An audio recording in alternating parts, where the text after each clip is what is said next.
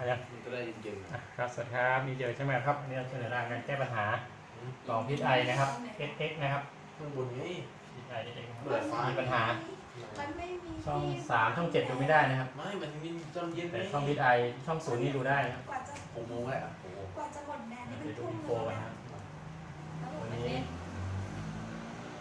เป็น มันก็ทีของ LB นะ5150นะครับ Frequency 4120แล้วก็ซิมูเลต โคตรเจ็บเลยอ่ะตรงเนี้ย 30,000นะครับแนวการรับนะครับแนวฮอนะครับ ระวังด้านเนื้อฉีก อันนี้รับได้นะครับแต่ว่าช่อง ยกอะไรยกตัวเองอ่ะ บางช่องจะรับไม่ แต่ ได้ ก็ยกตัวเองว่ายกตัวเองวิดพื้นอ่ะ กล้ามเนื้อฉีกไง วิดไม่ได้ 3นี่ได้3 Family มีหูแล้วหูด้วยนะ ไม่ขึ้นสัญญาณนะครับ บอกแม่บอกแม่ใช้หูแล้วหูแม่ 22 เคเปิด LV 3ทำไมไม่ดู LV 3นะตัวนี้ หูเนี่ยมากี่กว่าแล้ว ตัวนี้เป็น KU นะครับ ที่น้ำหนักลงเขาบอก มันมั่วกันหมดนะครับ มีน้ำแบบ ตัวนี้เป็น KU นะครับเมื่อกี้ ถ้าไม่มีน้ นี่นะ ำถ้าไม่มีน้ำ แต่เมื่อกี้ช่องที่รับได้เป็น มีน้ำใช้อะไรไม่ได้ช่วยอะไรไม่ได้ เป็น C band นะครับ เปล่าก็เล่นที่คอนโดแล้วมันไม่มีน้ำไง แสดงว่าเป็น แล้วเสร็จ มี2ใบอยู่นะครับ00นะครับ เขาไม่ได้ใส่ตรงนี้ใช่ไหม เข้าไปดูตั้งค่าระบบอยู่นะครับ เสร็จแล้วไม่ได้ใส่ตัวขา ไปดูที่ค่า OTA นะครับ อ้าวดับนี้แล้ว ไม่มีน้ำมันก็ทำได้ หมุนได้ดูเลย ค่า OTA ตัวนี้เป็นนี่อยู่นะครับ เล็ก หมุนต้นคอ เป็น เลย KU band นะครับ เห็นไหม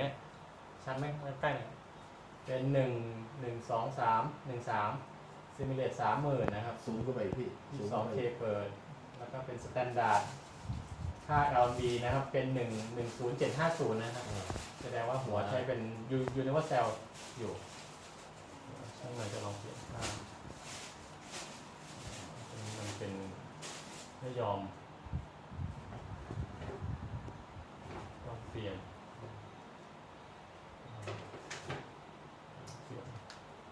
จริง สแตนดาร์ดเป็นนี้ สุดยอดเลย สุด เป็ ย น อดเลย ศู โย น น ย์ สมมุติแล้ว สแตนดาร์ด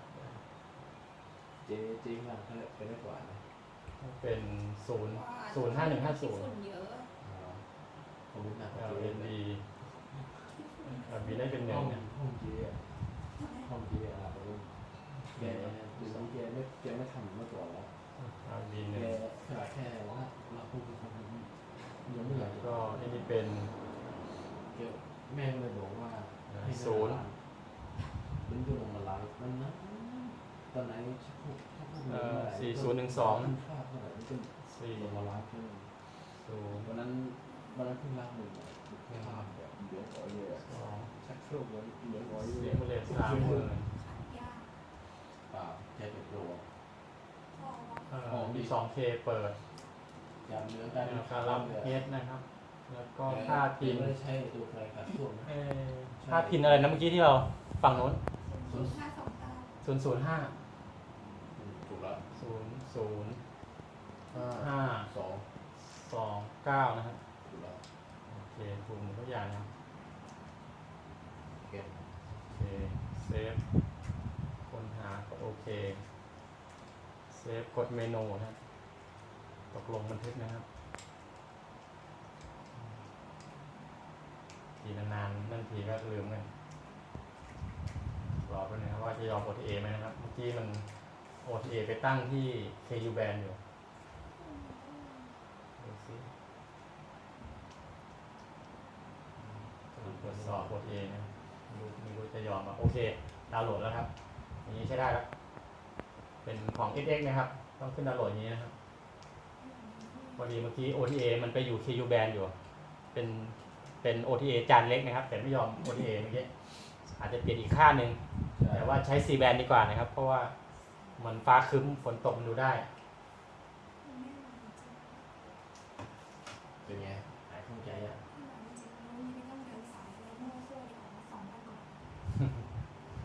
แก้ผิดจุดก็ยาวเนี่ย คือมาเดินสายเลยไม่รู้ว่าเดินสายเหมือนสายไฟบ้านใหม่อ่ะ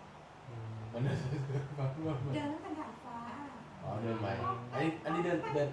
ใหม่หมดเลย ไม่เขาไปทำสายเลยไม่รู้ว่าสาย เขาก็คิดว่าน่าจะสายขาดนะครับ เออ จากหัวจากอะไร สายลงมา เพราะว่ามันใช้ได้บ้างไงเพราะมันเป็นอยู่2 จุดนี้ไม่เป็นเพราะจุดนี้เป็นสายย้ำ ได้แล้ว ขึ้นแล้วครับแอร์อินเวอร์เตอร์ใหม่นะครับก็อยาก โอ้โห สูง ดี สุด ดี อันนี้มันอาจจะเบอร์หน่อย เฮ็ดดีดี โอเค OTA รีเซ็ตแล้วนะครับมาแล้ว เปิดหน้าไปเจอหน้าประยุทธ์นี่บอก โอเคเดี๋ยวดูค่า OTA ในใหม่นะครับเมนู โอ้โห 000แล้วก็ไปตั้งค่าระบบนะครับ ไอ้รุ่นเก่า มาดูค่า OTA นะครับ กดอ่ะที่มีกดอ่ะรุ่น โอ เก่า เคที่เราตั้งไว้นะครับโอเค กดที่เก็บที่ก่อน เครื่องนั้นไม่เร่งเครื่องนั้นไม่เร่งใช้อยู่นะเครื่องนั้น ลงออกตกลงนะครับสำคัญไปดูช่อง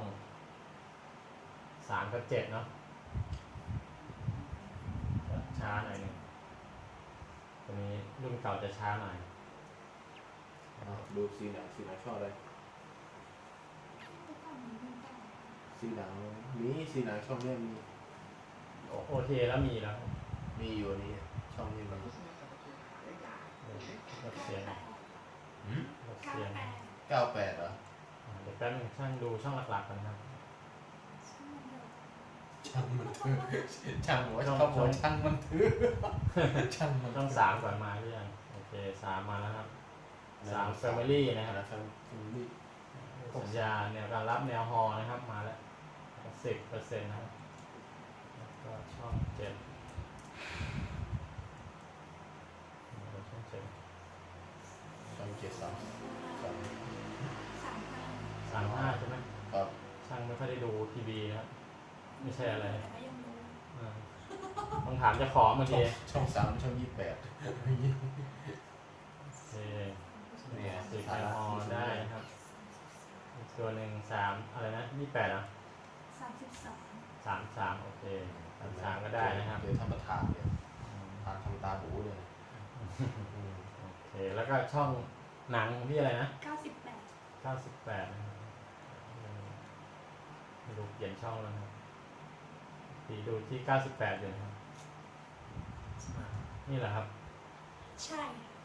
นี่เหรอซีหนัง เจเนี่ยนะ อันนี้มันเจม JK มันอาจเปลี่ยน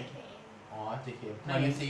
หนังอยู่ข้างล่างเลย อ๋อครับเป็นช่องนี้นะอ๋อหนังอินเดีย ไหนตรง98 JKN น่าซีหนังก็อยู่ข้างๆนั่นเองนั่นไงซีหนังก็อยู่ข้างๆนั่นแหละ 20หรอ ครับไม่ ไหนซีหนังตัวไหนฮะ นั่นไง ช่อง100 อ๋อซีนี่นะ มันก็อยู่ข้างๆกันเองเลยล่ะ อ๋ออินเดียอ๋อเจดู เจ๊ ช่ ก็ อง ดู นี้ ช่องนี้ เขาก็ดู2 ช่อง 3 ช่อง อ๋อโอเคช่องนี้อ๋อดูหนังอิ เอา นเดีย เจ๊ กัน ทำไมเจ๊ไม่ใส่เหมือนอินเดียเลยดูดิกราบไหว้แล้วนี่ กำลังทำหน้า แล้ว ท้ ก็ องกำ แล้ว ลัง ก็ กำลังทำหน้าท้องอยู่ ใส่ก็เจาะจมูกแล้วก็เจาะอันนี้โอ้ แต่เราก็ไอ้นี่ใช่ไหมใส่เชือกเดิน ครับผม เป็นควายเลย เห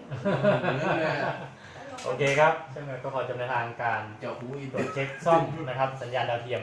กล่อง SX นะครับ รับช่อง 3 ช่อง 7 ไม่ได้